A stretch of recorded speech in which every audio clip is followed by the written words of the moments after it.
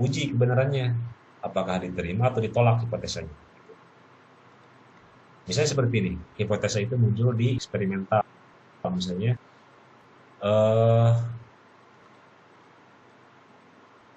students who learn using ICT gitu ya,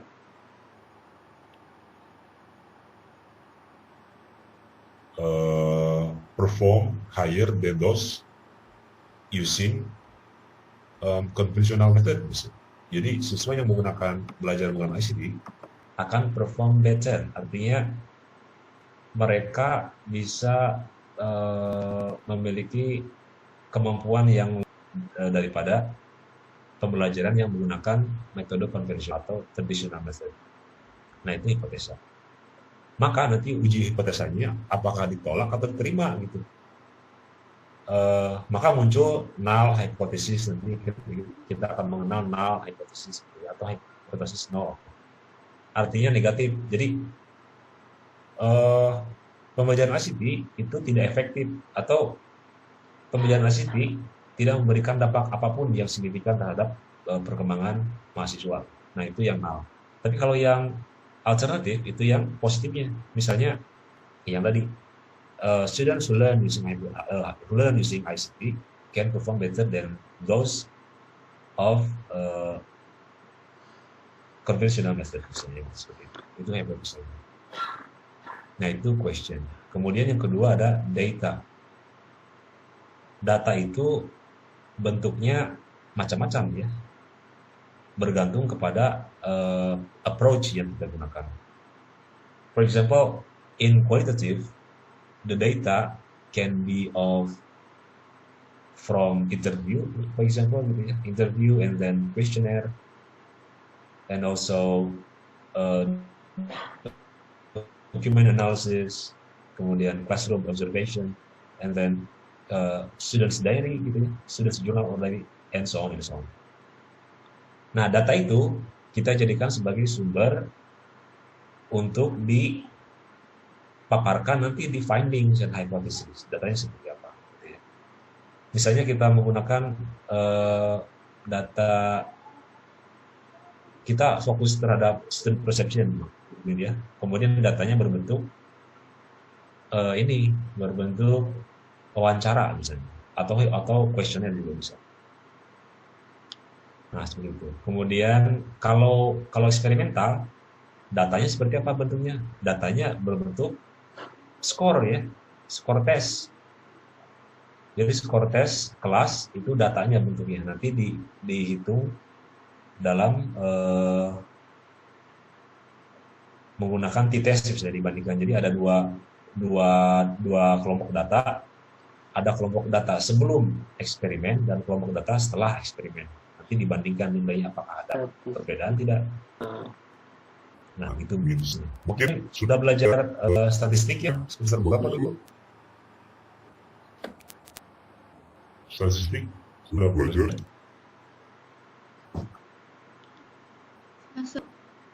Satu ya? Lama sekali. Ya.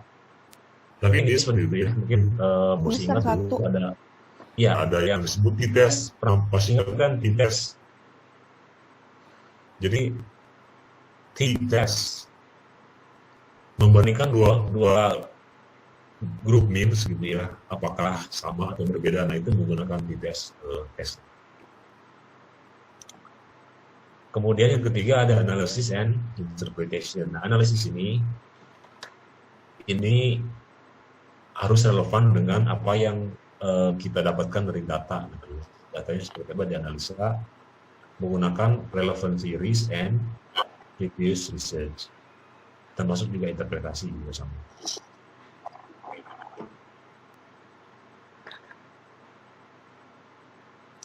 Oke, selain Noonan, definisi riset juga dipaparkan oleh Kotari. Refers to search for knowledge information. Pak, harusnya mah ini di titik 2 mungkin ya. Ini Bapak share screen atau enggak Pak? Maksudnya masih pakai PowerPoint yang tadi atau bukan? Iya, soalnya belum ada. Di temennya di sini teman juga belum ada. Harusnya mungkin ini ya.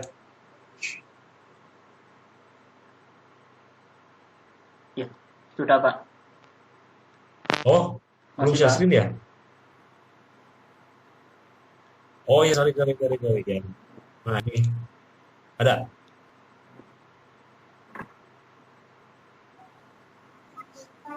Ada, Pak. Ada, Pak. Sorry. Harusnya mungkin titik koma ini ya, titik koma, kemudian titik koma juga di sini. Nah, jadi seperti ini.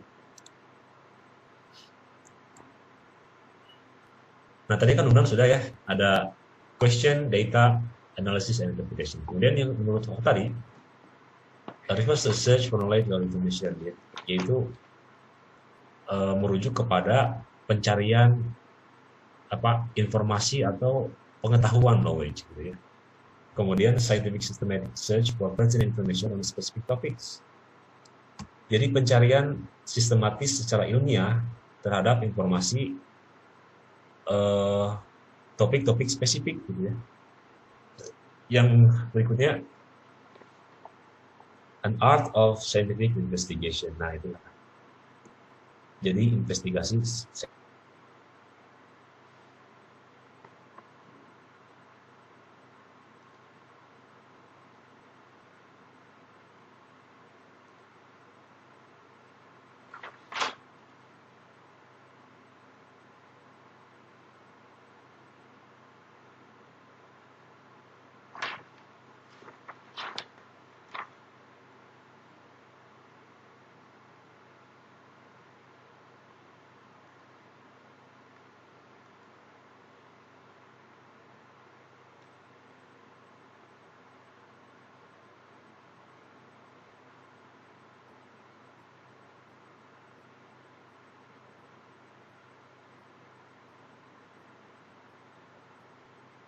terhadap pertanyaan penelitian.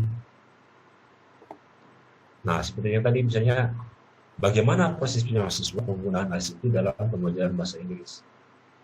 In the time of pandemic, misalnya seperti ini ya, at the time of pandemic. Ya, jawabannya pasti macam-macam ya persepsinya. Mungkin ada yang positif gitu ya, seperti enjoy, having fun, kemudian bisa lebih fleksibel dan lain-lain. Kalau yang negatif mungkin berhubungan dengan fasilitas, gitu ya. Fasilitasnya, ternyata menggunakan ICT itu tidak murah ternyata ya belajarnya. Harus punya devices-nya, ada komputer, ada laptop, ada smartphone, ada internet. Kita harus membeli paket data internet dan lain-lain. Nah, itu negatifnya misal. Atau yang kedua lagi misalnya persepsinya berhubungan dengan interaksi misalnya ya, because this is online learning, then we can interact with the others gitu ya. Jadi siswa mungkin seperti diisolasi gitu ya. Students felt isolated because they cannot make interactions with their peers, misalnya seperti itu ya. Nah, itu contoh jawabannya misalnya. Tentunya itu berawal dari data ya, data yang kita dapatkan tadi. Oke. Nah, sampai definisi research ini ada yang mau ditanyakan tidak? If you have anything to ask or to ini Pak, confirm or to comment on, ini kan tadi saya minta izin pen-record ya Pak. Terus pas saya kan pakai fitur record yang dari Zoom. Ini perlu izin dari host buat nge-ACC Pak. Ya.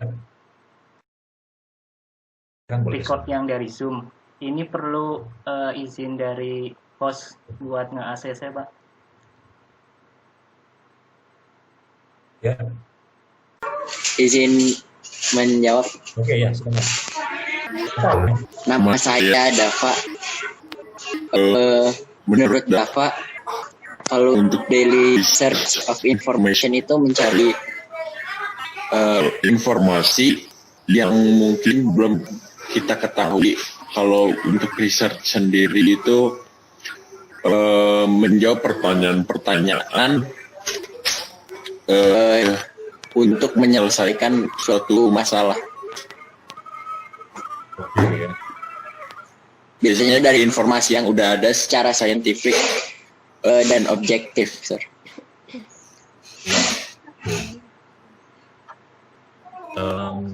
Oke, ini sih mendapat ya.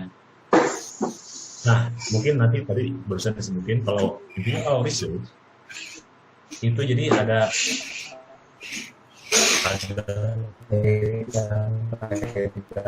ininya, ada scientific procedure gitu ya, that we have to do a proper scientific investigation. Jadi yang dari research of information, kalau research information kan itu tidak struktur ya, tidak terstruktur, kemudian apalagi tidak ada cek validitas dan cek reliabilitas dan lain-lain gitu ya. Jadi faktanya kurang bisa dipertanggungjawabkan. Tapi kalau scientific research itu harus bisa dipertanggungjawabkan pada akhirnya gitu ya, karena sudah melalui tahapan-tahapan dan kaidah-kaidah penelitian.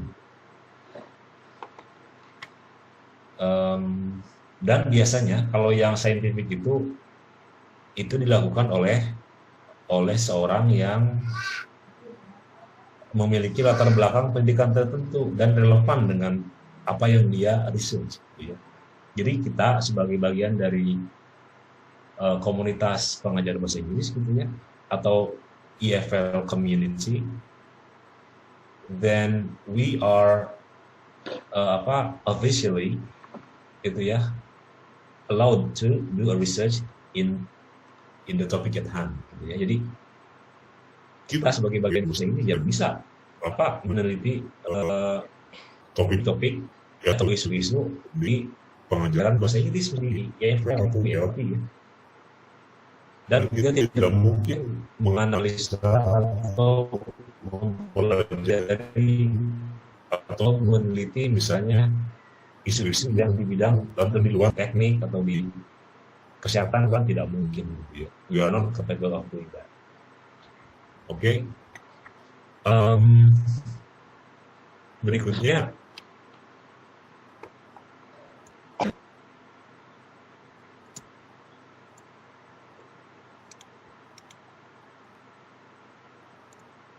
why do research? Kenapa melakukan research? Alasannya apa?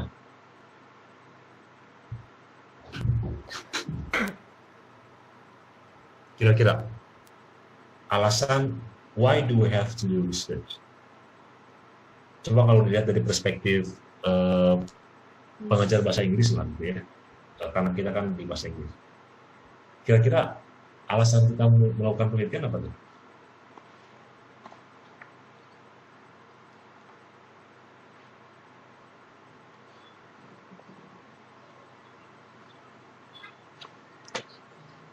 Izin menjawab, Sir. Oke, Dinda ya? Ya. Mungkin dapat bisa untuk menyelesaikan masalah terkait isu-isu yang sedang ada pada saat ini gitu. Oke, ya. Mungkin isunya berhubungan dengan pengajaran bahasa ya, dan bahasa Inggris khususnya. Oke, thanks Dinda. Ada lagi yang mau share to find solution atau to solve problems related to EFL teaching misalnya ya, as Dinda said. Kemudian ada lagi yang mau share why do research atau why do we have to do research? Share, izin menambahkan. Oke, siapa namanya? Ririn. Ririn ya, oke Ririn, go ahead. Menambahkan mungkin kita melakukan research itu untuk mencari apa tadi yang kata Dinda bilang? Apa sih tentang Solusi. menyelesaikan isu-isu pendidikan, Ya. pembelajaran bahasa Inggris. Mungkin bisa untuk mencari jalan keluar atau solusi untuk menyelesaikan isu-isu tersebut, makanya kita melakukan research. Jadi apa yang tepat, apa yang cocok untuk menyelesaikan permasalahan tersebut, Sir. Oke, ya. Sir, izin menjawab. Ya, siapa namanya? Oke. Menambahkan, maaf. Ya, dari siapa? Menurut pendapat saya, Eva Duyanti. Oke, go ahead. Izin menambahkan, selain untuk menyelesaikan isu-isu, menurut saya penelitian juga bisa diartikan sebagai penyaluran rasa ingin tahu kita terhadap pendidikan bahasa Inggris ini, sehingga kita tuh memperoleh sesuatu yang kita anggap ingin tahu menjadi suatu kebenaran kayak gitu, Sir. Apapun itu. Iya. Intinya, iya, oke, thanks. Dari siapa tadi? Eva ya? Oke, Eva. Yeah. Okay, from three comments that you said earlier, then I can conclude that all of you said that research aims at finding solutions to problems in the EFL teaching. Jadi intinya mencari solusi terhadap permasalahan bahasa Inggris bisa seperti itu dari jawaban. Nah, untuk riset seperti itu, kalau mengatasi masalah itu namanya riset spesifiknya disebut action research.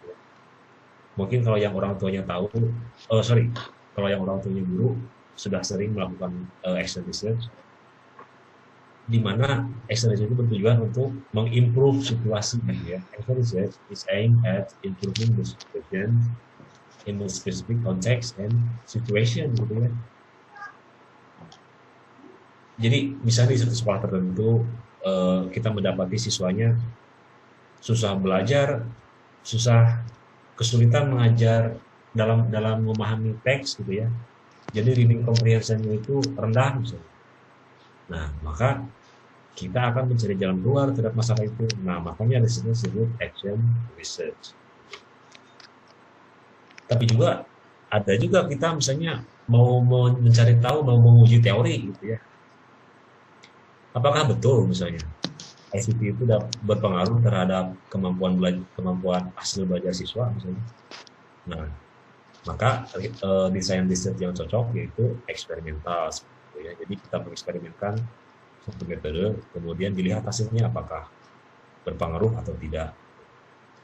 Atau misalnya kita akan mencari tahu hubungan variabel X dengan variabel Y.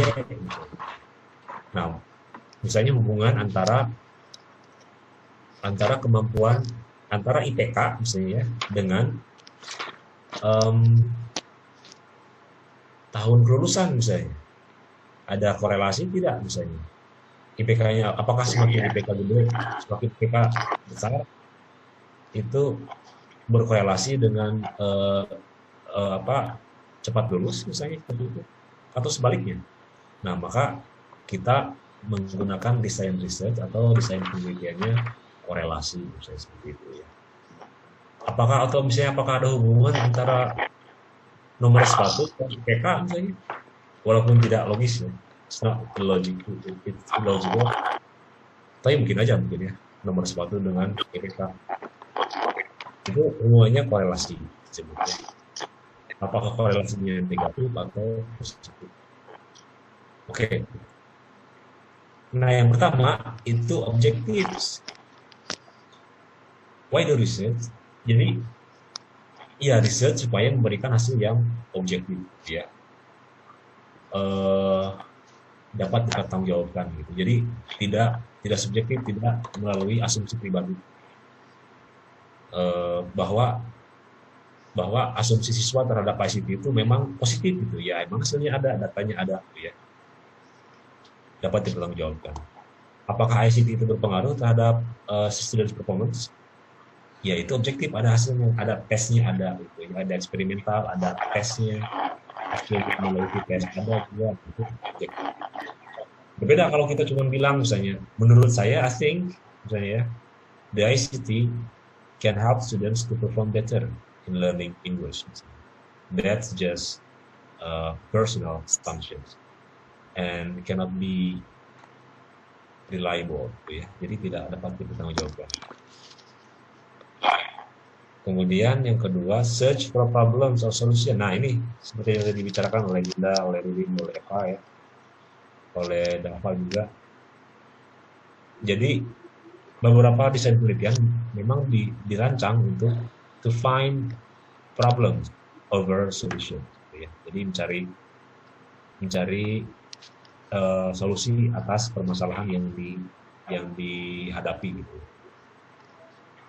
Dalam konteks pendidikan bahasa Inggris ya mungkin desainnya itu exhibition. Kemudian contribute to knowledge. Nah ini mungkin yang paling minim gitu ya. Bukan paling minim itu. Jadi intinya less applicable. Bisa aja kita melakukan research, tapi tidak harus selalu applicable gitu ya. Selalu harus diimplementasikan. Tapi bisa berkontribusi terhadap perkembangan ilmu pengetahuan gitu ya. Itu juga bisa. Jadi we can do research atau we can research something just to contribute to knowledge or to add information to the existing knowledge gitu ya. Jadi kita bisa menambah kasanah keilmuan bidang tertentu gitu ya. Tentunya in particular EFL teaching, for example. Kemudian yang keempat ada tes hipotesis. Nah ini untuk yang penelitian eksperimental seperti yang tadi. Misalnya ICT can help students perform better in learning English language. Nah itu hipotesis. We test the hypothesis whether the result confirms or contest gitu ya, atau challenge. Apakah hasilnya itu mengkonfirmasi hipotesa atau justru men-challenge, menegasikan hipotesa itu dan lain-lain. Nah, kita kemudian jenisnya ada basic dan applied. Basic itu yang tadi, jadi kita meriset sesuatu tapi hanya untuk menambah kasanah keilmuan gitu. Nah, biasanya ini di ilmu-ilmu saintifik dan linguistik misalnya seperti ini. Di linguistik misalnya kita menemukan kata baru gitu ya. Kata baru yang belum pernah dipakai, nah bisa masuk ke kamus bahasa Indonesia. Atau kata baru di bahasa Sunda apa ternyata yang baru dipakai gitu ya, yang muncul. Nah, itu juga bisa. Acquire knowledge for the sake of knowledge. Kemudian get more complete understanding of the world juga sama ya. Jadi intinya menambah kesan keilmuan di bidang tertentu gitu. Nah, applied research itu cocok di konteks kita ya, yang teaching, di mana research yang kita hasilkan itu biasanya bisa diimplementasikan di lapangan dalam pengajaran bahasa gitu. Apakah itu berhubungan dengan metode gitu ya, berhubungan dengan teknik, learning materials gitu ya, textbook, kemudian juga ICT, kemudian apalagi classroom management misalnya dan lain-lain. Semuanya applicable, applied gitu ya. Dan buat apa kita melakukan research tapi tidak bisa diimplementasikan ya. Nah, ini juga kurang tepat juga. Dalam konteks applied, dalam konteks EFL ya. Dalam konteks EFL. Konteks EFL itu intinya harus bisa diimplementasikan dalam pengajaran sehari-hari. Deal with human and societal problems in the hopes of finding solutions to real-world problems. Ini sudah saya jawab tadi. Then we're trying to postulate theory, we're trying to find answers for specific time, place. Nah, jadi jawabannya di sini not trying to postulate theory. Artinya apa postulate itu? Ya membentuk teori, membuat teori baru gitu ya. Tapi trying to find answers for a specific time, place, and context. Jadi yang mencari jawaban gitu ya. untuk bisa diimplementasikan atau diaplikasikan ke dalam konteks sehari-hari. Menurut McKay 2006 halaman 4. Kemudian fundamentals in research. Fundamentals itu apa kira-kira? Fundamental. Apa? Hal penting. Mendasar, penting, mendasar, fundament. Nah, maka dalam research itu minimal ada 2 hal yang harus diperhatikan. Jadi harus lulus tes validitas dan tes reliabilitas. Ada yang sudah tahu apa valid dan reliable itu? Valid atau valid?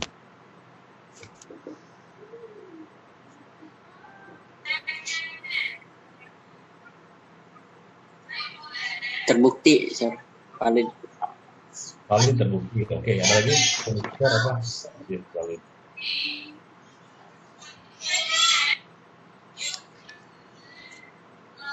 Oke, Mister.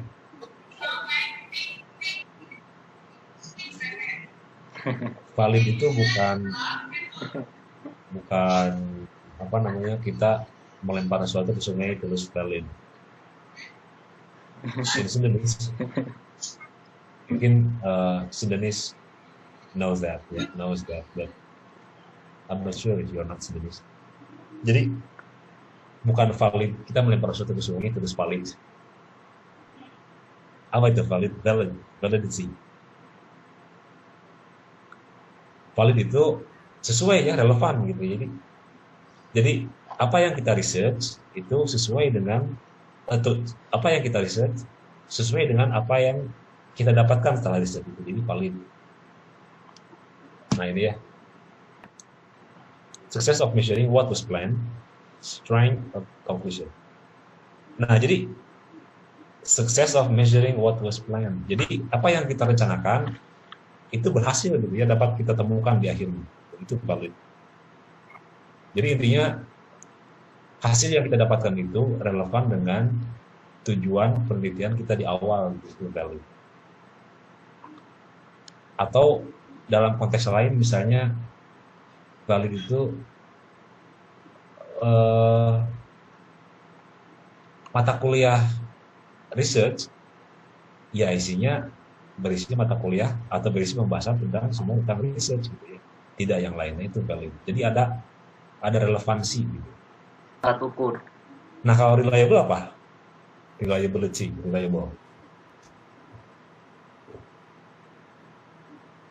Apa itu? Iya, alat ukur. Maksudnya apa alat ukur? Terpercaya. Oke, apa lagi?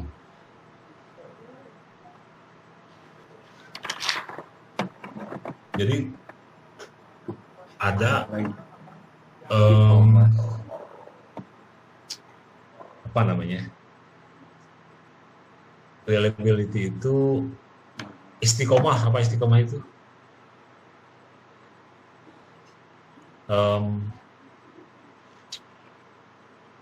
Konsistensi. Jadi kalau kita menggunakan alat ini, misalnya apa ini? Mouse ya. Mouse komputer kan kita tidak menggunakan itu hanya satu kali. Nah itu namanya reliable gitu ya. Atau kita menggunakan pulpen, misalnya ballpoint, kan tidak satu kali langsung rusak. Nah itu reliability. Nah dalam konteks research, reliable itu research is reliable. Artinya apa?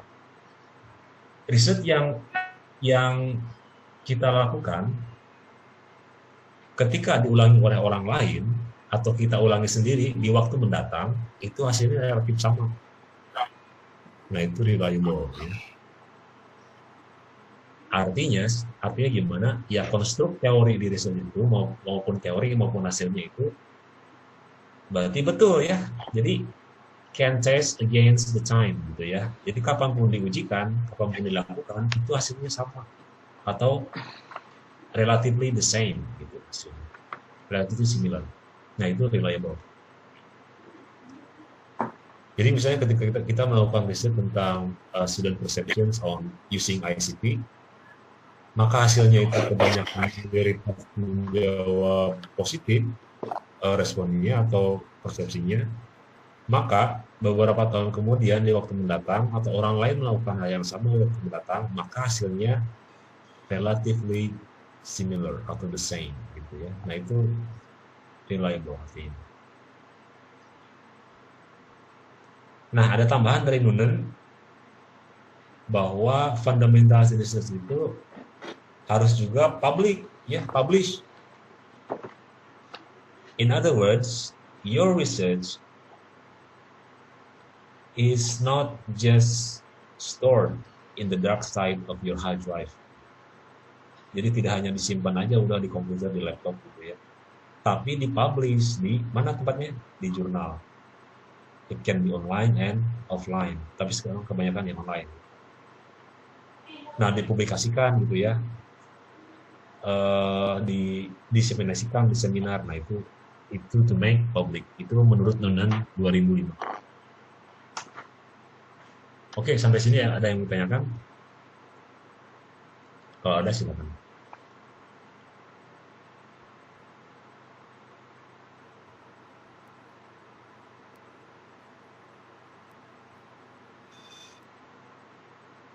Ada pertanyaan?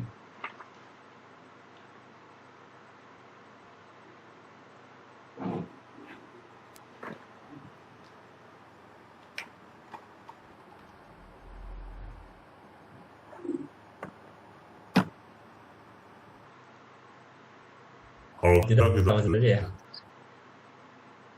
Nah, research paradigm. Kira-kira paradigma itu apa? Kita kan sudah banyak mengenai paradigma. What is paradigm?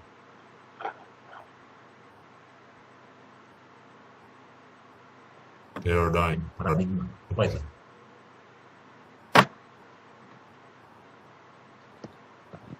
Susunan atau tingkatan mungkin, Sir. Oke, susunan tingkatan. Ada lagi yang mau contribute apa? Paradigm. What is paradigm?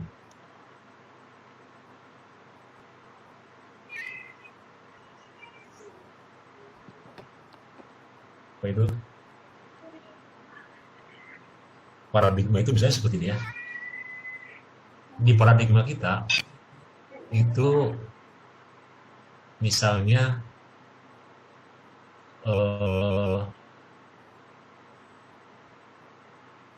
bahwa tingkat pendidikan itu berkorelasi terhadap kesuksesan seseorang. Intinya pokoknya lulusan tertentu itu atau lulusan kuliahan misalnya semakin tinggi tingkat pendidikan itu menunjang kesuksesan seseorang. Apakah betul atau salah di kita teori itu berlaku?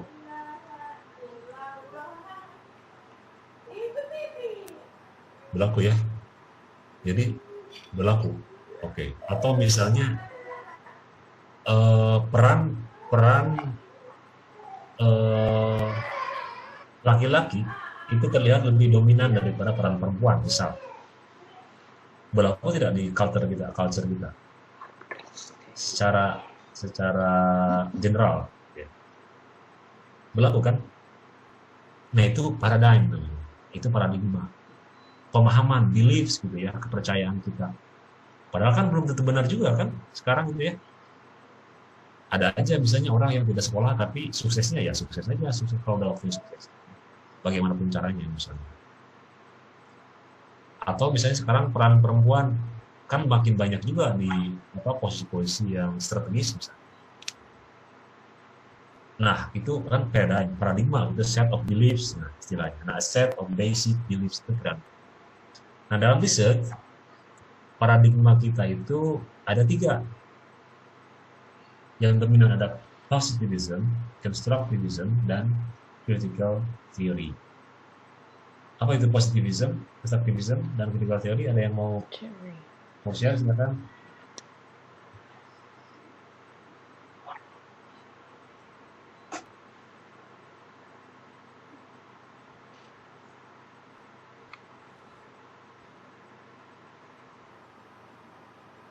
Positivism itu apa tuh?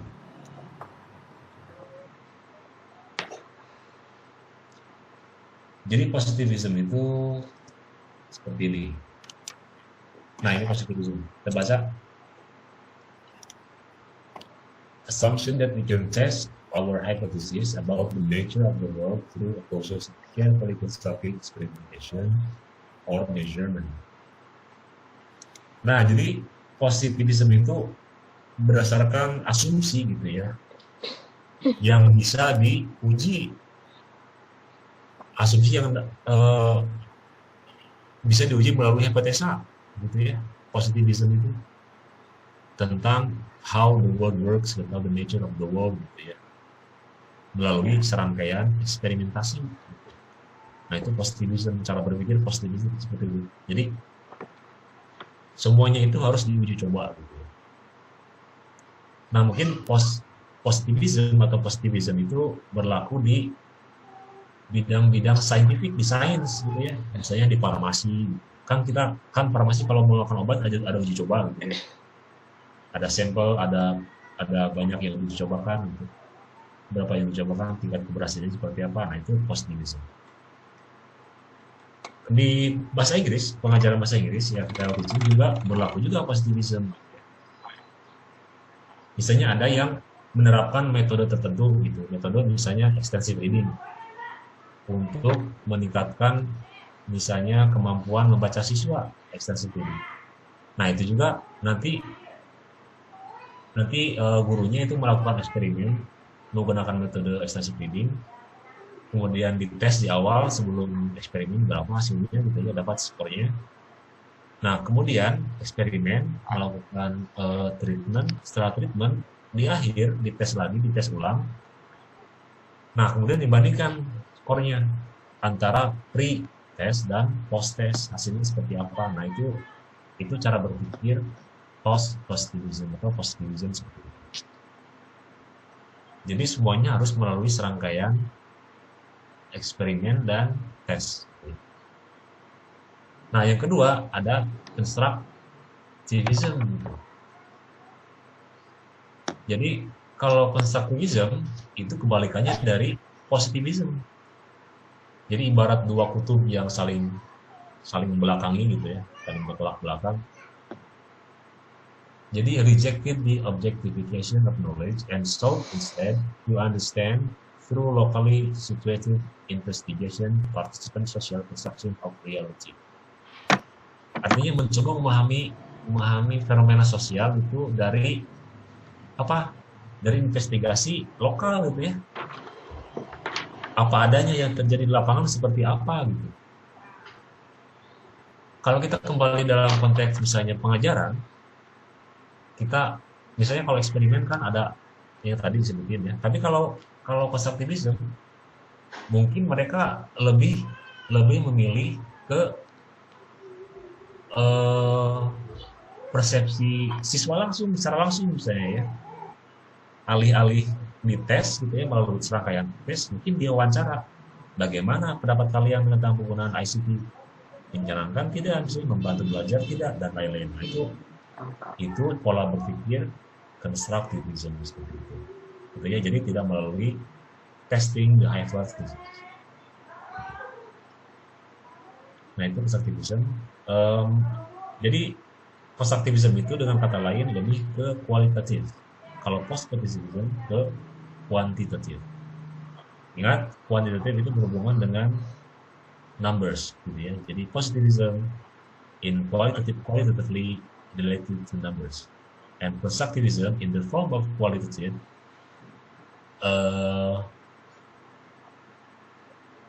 deals with more descriptive situation atau narrative studies gitu ya.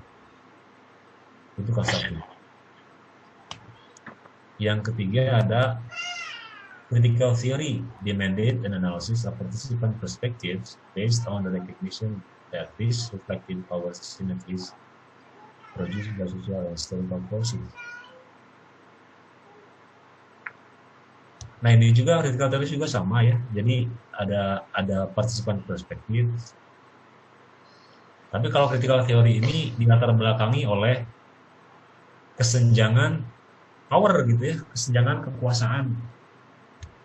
Misalnya seperti apa? Kalau critical theory itu mungkin berhubungan dengan isu-isu feminisme gitu ya. Kemudian juga ada isu-isu misalnya apa? Power relation antara pemerintah dengan masyarakat dan lain-lainnya itu berhubungan dengan critical theory. Mungkin kalau di pengajaran bahasa Inggris kita tidak terlalu mengenal critical theory, tapi banyak berhubungan dengan positivism dan constructivism. Oke, sampai sini ada yang mau ditanyakan, boleh silakan, berhubungan dengan para keadaan. Ada pertanyaan?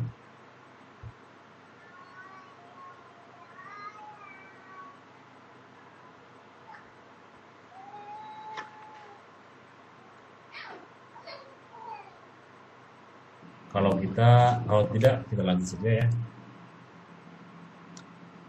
Nah, paradigm wars of the 70s and 80s is over, gitu ya. Jadi mungkin waktu tahun 70-an, 80-an mungkin masih bersitegang gitu ya antara dua apa namanya paradigma ini, ada paradigma positivism dan constructivism. Tapi sekarang mungkin lebih fluid gitu ya, jadi lebih cair. Bahkan ada yang disebut dengan sekarang itu metodenya, approach-nya itu mix method. Sudah mengenal mix. Mix itu kan campuran ya. Jadi campuran antara positivism dan constructivism gitu. Jadi setelah eksperimental, guru juga mau mengetahui misalnya pendapat dari pandangan siswa in the viewpoints of students, in the students' viewpoint, perspektif mereka gitu terhadap pembelajaran gitu. Jadi tidak hanya melulu mengandalkan tes atau eksperimen yang berhubungan dengan keberhasilan belajar misalnya.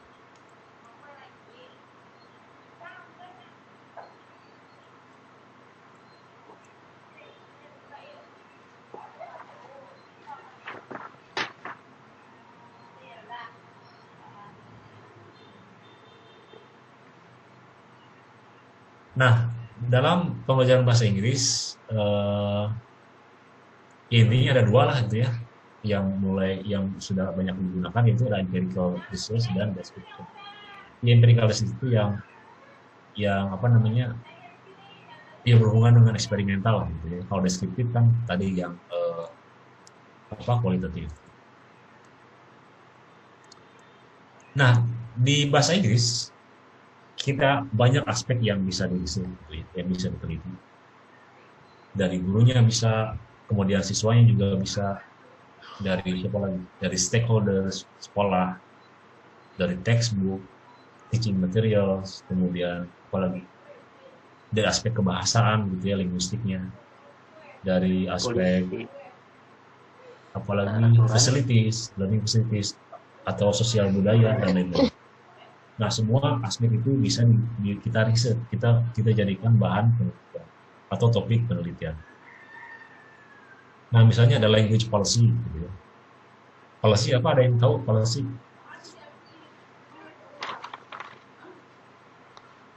Apa itu policy?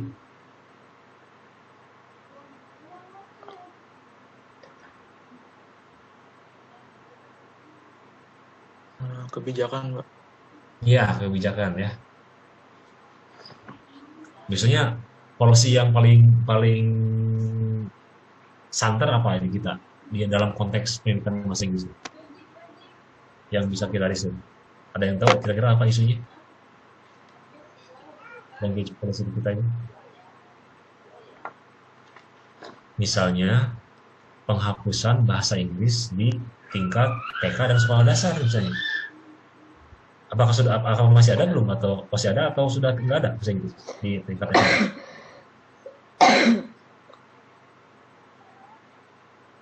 Sudah tidak ada ya?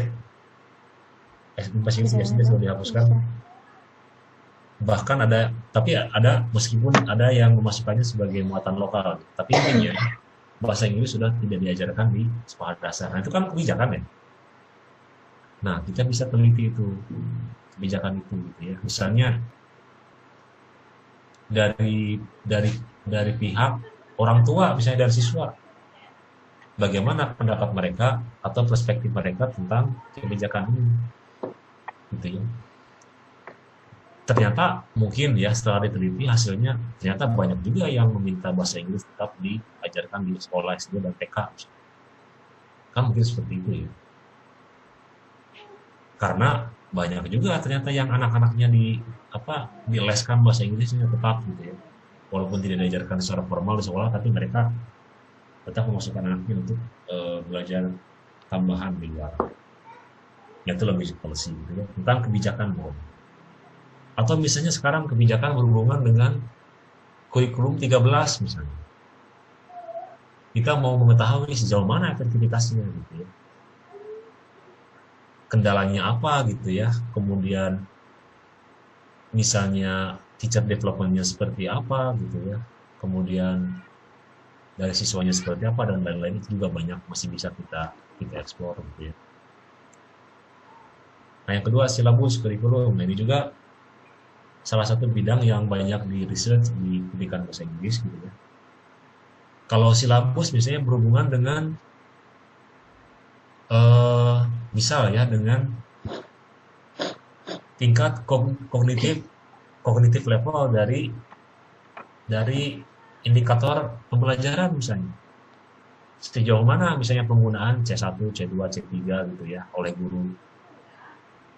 Kemudian juga misalnya cara mereka menyusun silabus dan RPP yang efektif itu seperti apa? Nah, itu juga bisa kita teliti. Berikutnya ada material, textbook, dan lain-lain. Nah, material juga bisa ya.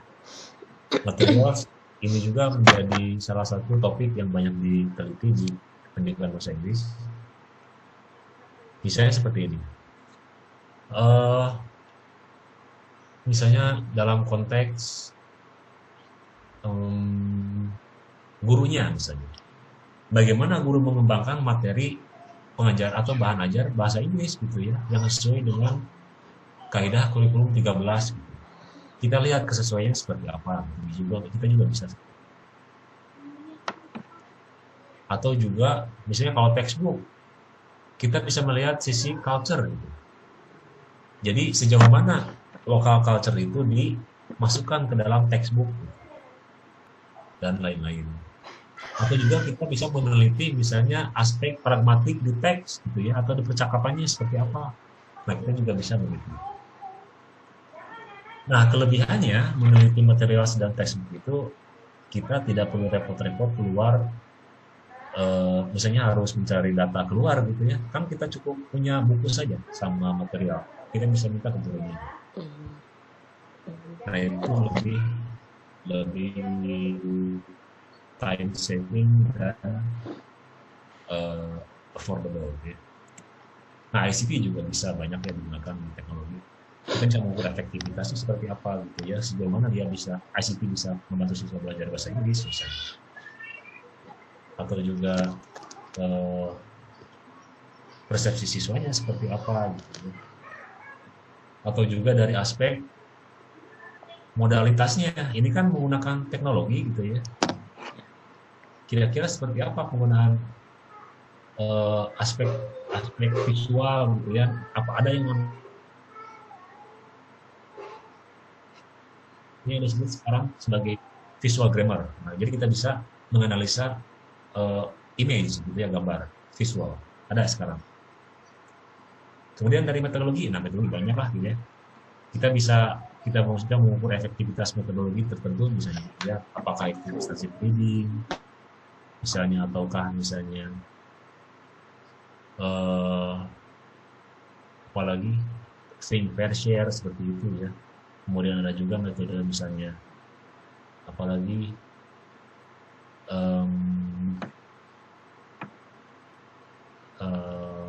tic-tac-toe, jigsaw, dan lain-lain. Kemudian specific skills, ada speaking, listening, writing, dan reading. Dari 4 aspek itu kita bisa lihat, kita bisa teliti ya, banyak aspek.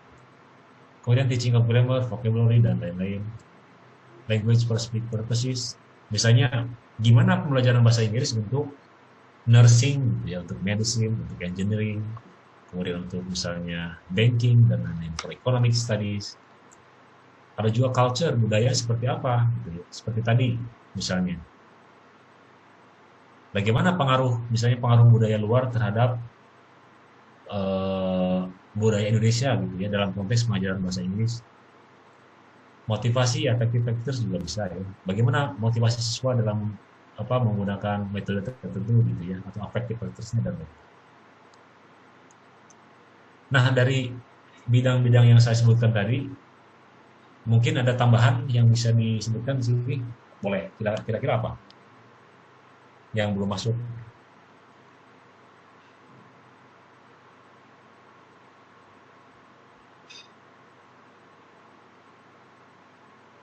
Mungkin aspek teachers belum ya. Teachersnya gimana mereka pengembangan profesionalismenya misalnya ya, profesional di dalam ini juga bisa. Karena kan guru juga sama aja perlu ditingkatkan, upgrade gitu ya, kemampuannya sama. Mereka punya jenjang profesional di dalam ini. Tapi mungkin untuk level S1 mungkin belum mencapai ranah sana ya, kalau berasa.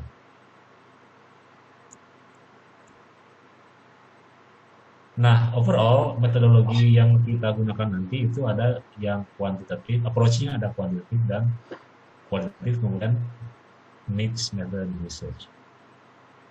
Approach itu kuantitatif. Nah, jenis desainnya atau rancangan penelitiannya itu bisa eksperimen gitu ya, cross-sectional proses produk. Eksperimen bisa, kemudian kuantitatif bisa, kemudian survei juga bisa.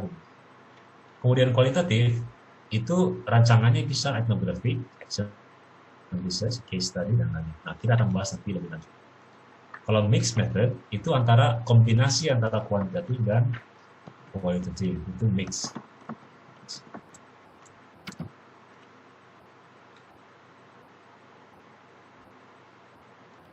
Kemudian jadi kita akan bahas tentang pengumpulan data gitu ya. Ada hal itu observasi, survei ya, termasuk questionnaire, interview, kemudian conversion analysis, ada tes, ada berbau reports, diaries, method misalnya observasi, kemudian participation dari researcher, kemudian case study, linguistic survey, corpus based research dan lain-lain, atau text based research dan lain-lain. Kalau corpus itu berhubungan dengan data bahasa gitu ya. Jadi misalnya ada yang disebut dengan National British Corpus gitu ya.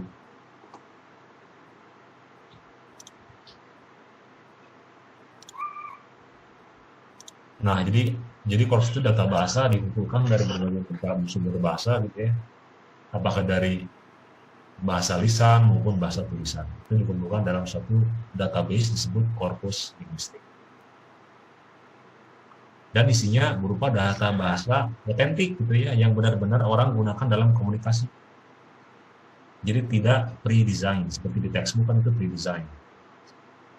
Kemudian juga ada text-based research, jadi penelitian yang berbasis teks. Nah, ini juga lebih terlihat lebih praktis gitu ya, karena kita hanya bergumul dengan teks saja, tidak harus bereksperimen keluar.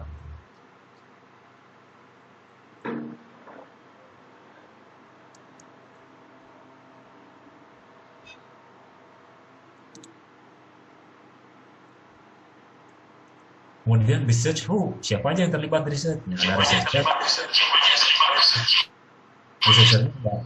ada teachers, kemudian learners. Yang di researchnya siapa yang ditelitinya? Ada learners, yang berhubungan dengan individuals, grades, groups, age, proficiency, dan lain-lain. Kemudian guru, dan all teaching materials, teaching situation, text, atau kombinasi dari semuanya. Nah, kalau ini sebenarnya nanti ada waktunya ya, nanti mungkin lebih lanjut nanti dijelaskan.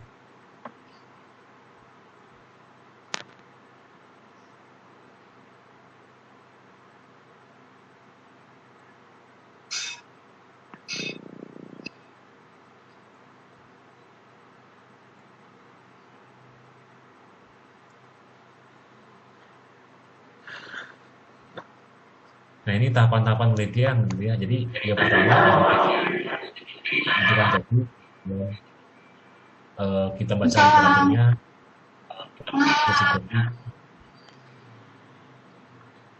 kemudian formulate research question atau hypothesis, determine hypothesis, describe theoretical basis, determine design, apakah desainnya itu misalnya kuantitatif atau kualitatif. Kemudian metodologi, tools, ini isinya ya. Kemudian collecting data, describe process and results. Kemudian discussion and conclusion. Kalau ini sebenarnya bisa dibaca saja ya. Nanti saya share aja ini.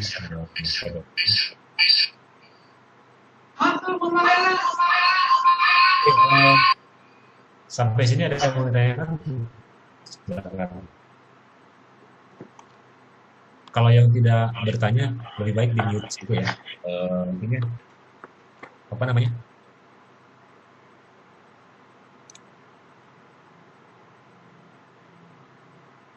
Mikrofonnya di mute saja. Ada yang mau ditanyakan? Silakan.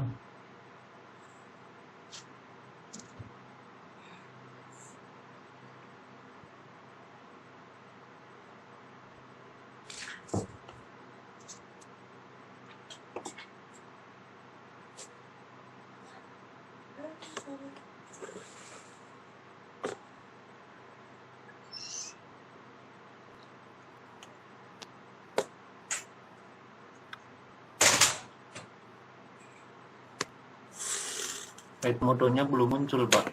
Masih di PowerPoint.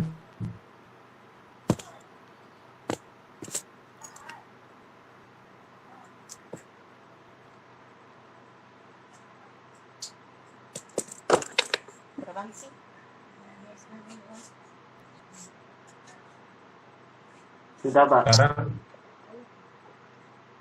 muncul nggak ini halaman Edmodo?